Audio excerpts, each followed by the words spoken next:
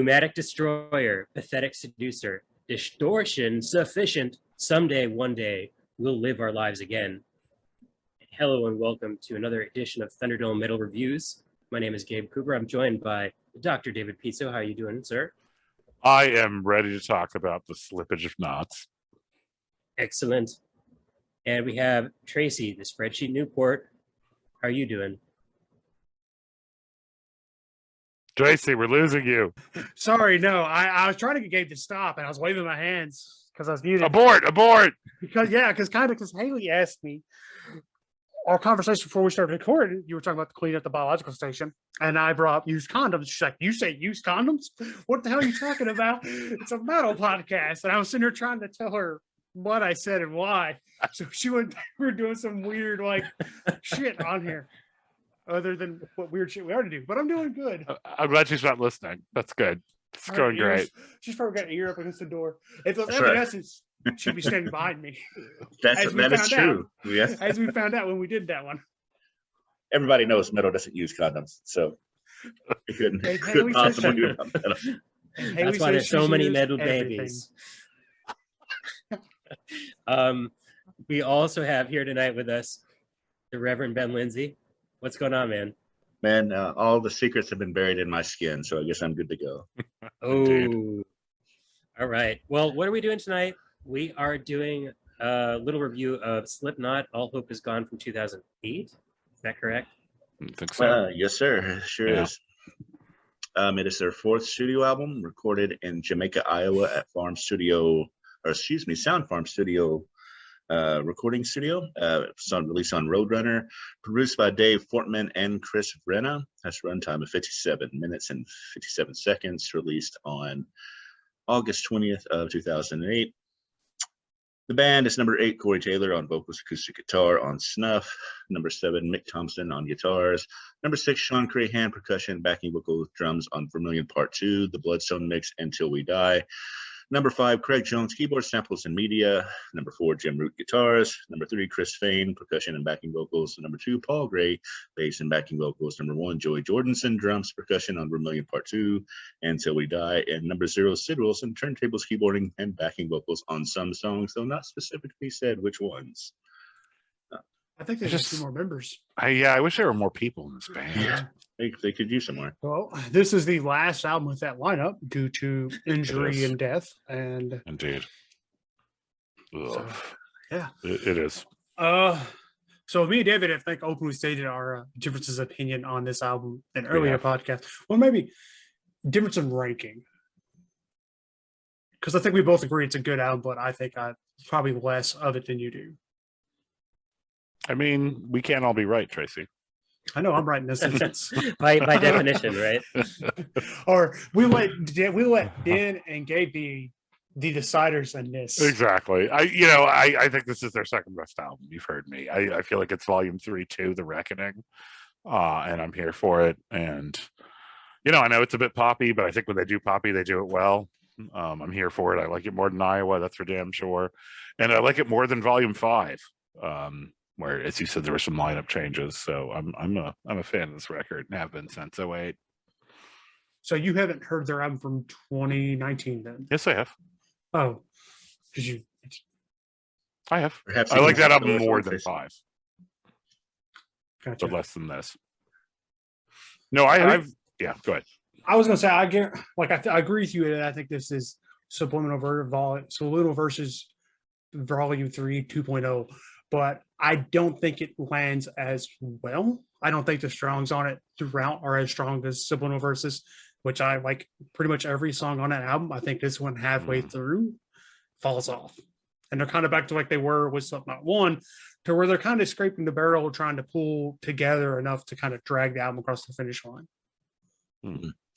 I think I kind of come in between the two of you guys in that I think some of their best songs are on this album, but I agree with Tracy that I don't think as an album is all that good. I have discovered that, whereas I find angry Slipknot kind of boring, I think emo Slipknot is really good. So the stuff on here I actually kind of like quite a bit. That's interesting. Because I did find, the heavy Slipknot and sort of just like samey. I found the emo Slipknot that sort of came through on the last record a bit annoying at times, but I also thought that they succeeded in the songwriting department where they had sort of failed before. For me, I think this album, it lands closer to Iowa, but it's because some of the newer songwriting that they're doing just doesn't work for me, and I'm still missing a good bit of heaviness. Like there are some heavy tracks on this, but it's nowhere near Iowa. Can't even touch it with a 10-foot pole. So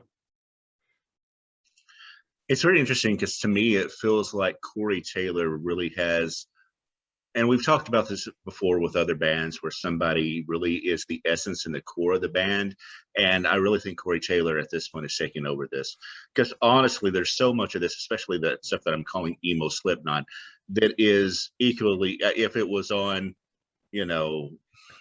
what is that other band that he does, Stone Sour. Sour. Thank you. If it was on a Stone Sour record, it wouldn't stick out. And so it really feels like, despite the fact that there are 9 fuckers in this band, that this is really the Corey Taylor show.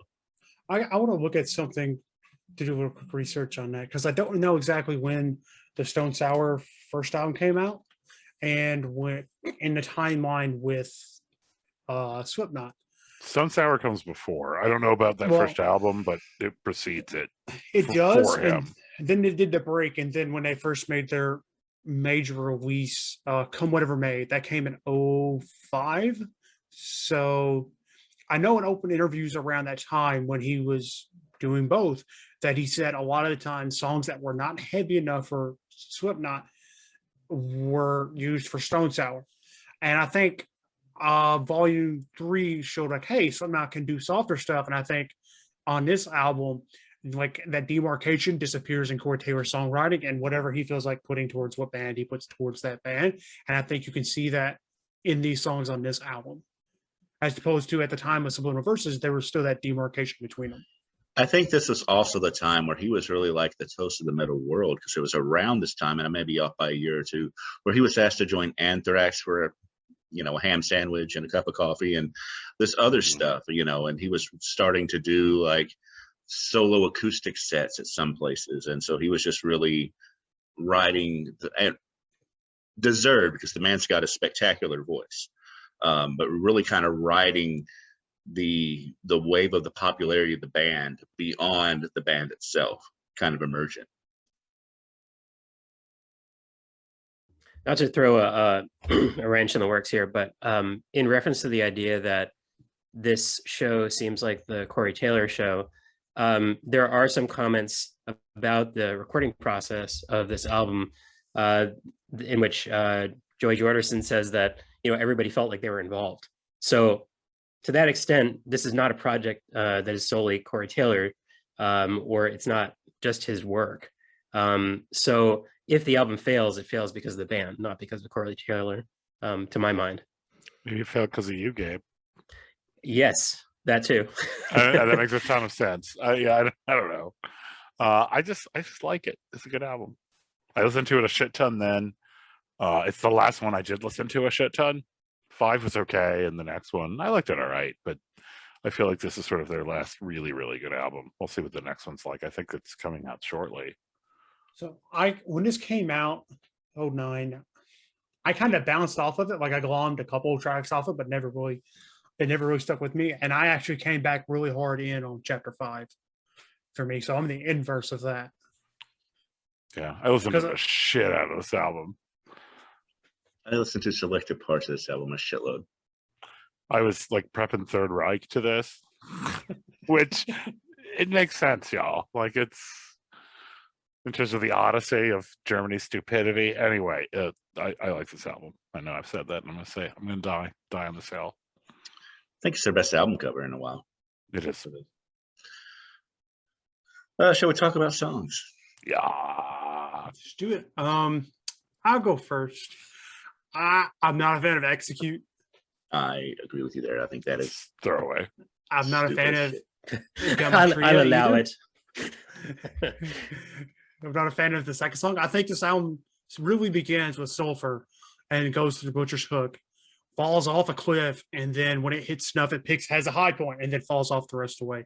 And Vermillion Part Two, I think they had done something with that prior to this album came out, and they just put it on here as like a teaser at the end of the album, because I feel like I saw it floating around somewhere, at least on like Kazaa and LimeWire prior to this album coming out. I don't know about that part of it, but it's not actually on the standard pressing of the album. It's only on the deluxe edition. So that's what it is. Yeah. The regular album actually ends with All Hope Is Gone, and then the other 3 tracks are on the bonus or special edition, but I just went ahead and included them because that's what I would listen to.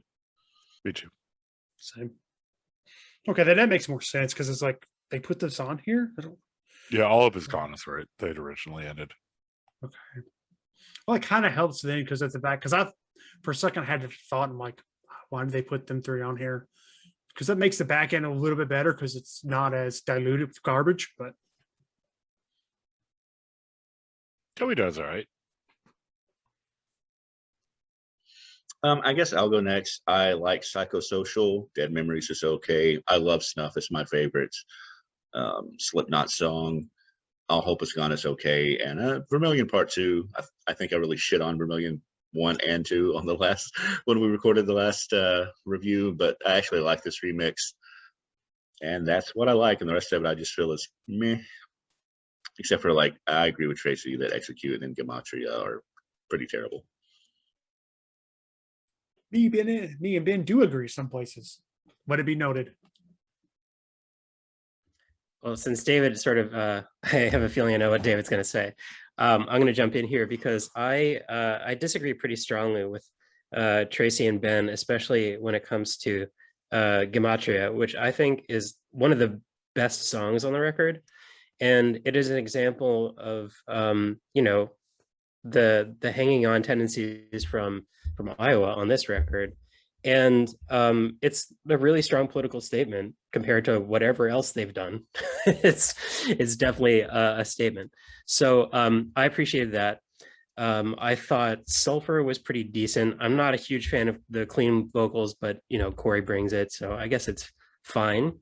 The next one that I thought was really great was Vendetta, also heavy enough to hold my interest and just more my speed of what I'm looking for. Butcher's Hook I thought was a little bit off kilter and really didn't make much sense to me. Gehenna is like them trying to experiment. I don't think it works. Has interesting harmonies, but that's about it. This Cold Black and Wherein Lies Continue are both amazing. Also still pretty heavy. Snuff is emo nonsense and I'm not here for it, but the closer is all right. It's not my favorite, but it's way better than Iowa. So I'll take it.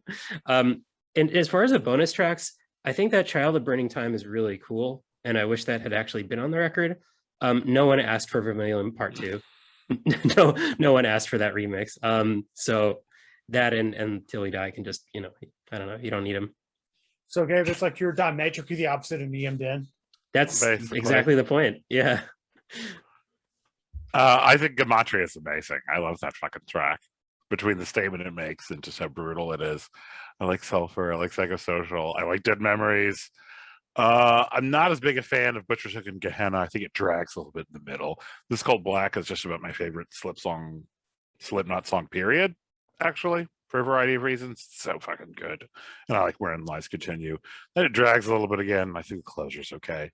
As far as the bonus tracks, I thought they were all right. I mean, I don't think they were on the one I was listening to back in 2008, but I don't like every song on here, but I like a lot of them. So as I said, I think it's their second best album. So that's my song.